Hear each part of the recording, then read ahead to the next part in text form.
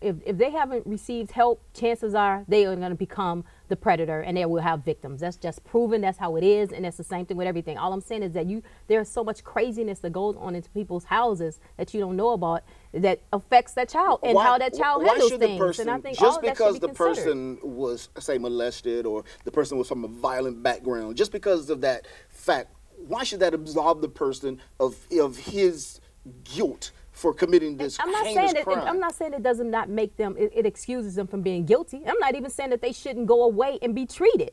But I do believe they should be treated because there is a problem there. And I think if it's a 14-year-old kid that kills someone, 15-year-old kid, 16-year-old kid that kills someone, they need to be treated so we can save them and not just throw them away. Wouldn't that be the same even if the kid was 25? Shouldn't he be treated? 25 ain't a kid. But I mean, even if the person was 25, shouldn't he still be treated? I think he should still be treated, but he's still tried as an adult. The difference between being tried as an adult and a juvenile is really the sentencing and where you're serving. Yeah. And if you're a 17-year-old person being tried, you can get 15 years. You're not going to be changed. You're not going to, get any reform. You are going to be a lifelong criminal. You're serving time with adults. That's proven. But if you're tried as a juvenile, you have a chance to reform your life. Right. Plain and simple. And like come out at 15 17, 16 adult. is not the end of your life. Exactly. And I think that's the big difference is you don't get like this, a life sentence for a 14-year-old.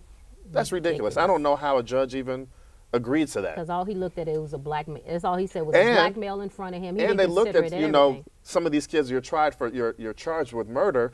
You're 17. By the time you go in front of the jury, you may have put on 40 pounds. You're 6 inches taller. No, that's you're looking like a bearded grown man in front of the jury. I promise you that's what they're looking at. Yeah, and that's a great argument, and that is one of the arguments made in the book, and that is that when at the point in time when this kid committed the crime, and between that time and the time they actually show up in court in front of a judge and a jury, then that kid's appearance may change, but also the kid's maturity level will probably change. Number one, the kid has been in jail in a holding cell, with criminals. So now he is a criminal. 3 years later, he's a criminal now. He's been lifting weights in the yard. Exactly, I mean, come on. He has to. Probably got him a couple girlfriends, and I'm just saying, So. All right, how about this? Lewis, what about the death penalty? Is the death penalty ever appropriate for a kid? No. And I'm under 18. No. What about it, Kim? Until we fix our justice system, the death penalty is not appropriate for anyone. Yeah. Too many errors. It bothers me that I'm agreeing with Kim so much, but yes, it is completely inappropriate. I think at any age, the death penalty, the justice system isn't capable of administering the death penalty. How old, does anybody remember how old was this kid, Lee Malvo, remember the DC sniper? Oh, right, the younger sniper. Yeah, I think he was like 17, 18. Right. But they didn't give him the death penalty. The older sniper got the death penalty. The younger got life in prison, I think. Yeah, and he did. And I think it was because they found out that he was just following him. Because wasn't it his father? No, it wasn't his father. But the guy had kind of took him on as a son. But that's what I'm saying. He had influence over him. That's all I'm saying. Okay, so in a situation like that, this kid goes out and he actually pulls the trigger too. Right, murders a bunch of people. So you're saying he still should not be tried as an adult. He still should not be subject to, well, in this case we're talking about the death penalty. He still shouldn't be subject to the death penalty, even though, let's just say hypothetically, I don't know how many people he killed. I mean, I don't know how many people he actually pulled the trigger on, but he did some, the other guy did some.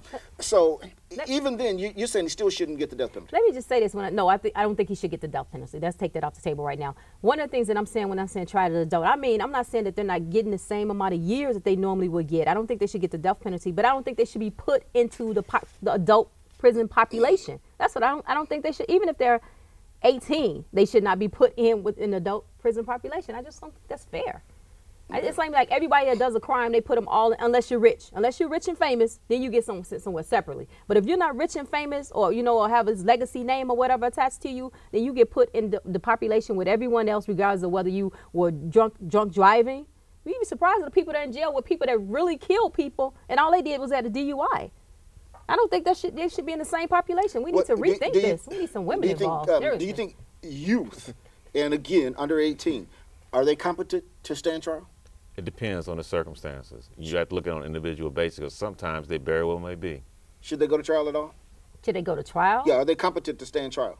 I think with an adult, with an attorney that's doing it, has their well-being in mind, yes, they can stand trial, Yeah, but I don't that's- think they should go to jail with the adult population. No, But they are competent enough to stand trial. with an adult standing there with them, supervising them, and maybe their parents and an attorney. Yes, they can stand trial. Yeah, that's what you have counsel for, Yeah. to explain to you. Exactly. Okay. And I- So you're a kid. But I mean, unless you're talking about a 7-year-old who Yeah. doesn't even, understand the concept of a trial or what they're even doing. And most 14-year-olds, you got to realize most 14-year-olds nowadays, especially in urban environments, can't even read.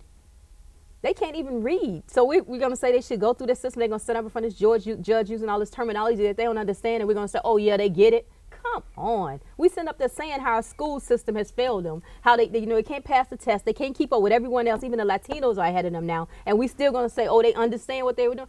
If y'all don't stop, this is crazy. All right, Gavin, what about it? Should youth appear in court shackled? Now, in some cases, when these young people have committed these heinous crimes, murder or some violent crime like rape, for example, they may appear in court in shackles. Is that a problem? I don't think any defendant should appear in court in shackles. You walk in front of a jury, you got the orange jumpsuit on, you're chained like an animal, you're shuffling because your ankles are chained together. You look guilty. Yeah. It's different if you're walking in with your suit. You have the presumption of innocence that the law allows you. You walk in, you're chained like a wild beast in front of the jury. Totally It's What a about wrap. that? I agree. It looks bad. You give a bad appearance. It's bad enough that you're in an orange suit. To be shackled is taking it to the, too far. Okay, and obviously oh my you agree. God, with this. I agree with them both. Lord, yeah, I totally agree. Take them off. I mean, put them on a suit like everyone else. I don't understand that. That's crazy. Not unless they're just mad and you found them to be mentally crazy where they might. Then don't bring them in. Let us see them on a videotape or something. Don't bring them in at all. But I don't think they should be shackled in like that. No. So you think you agree with Gavin? Nobody should be shackled when they Nobody. come in? Not unless I said they're mad, and you know that they might run or do something like that. But no, nobody should be shackled. What do you think, Gavin? Do you think that they're doing this because they are trying to somehow give the appearance of guilt?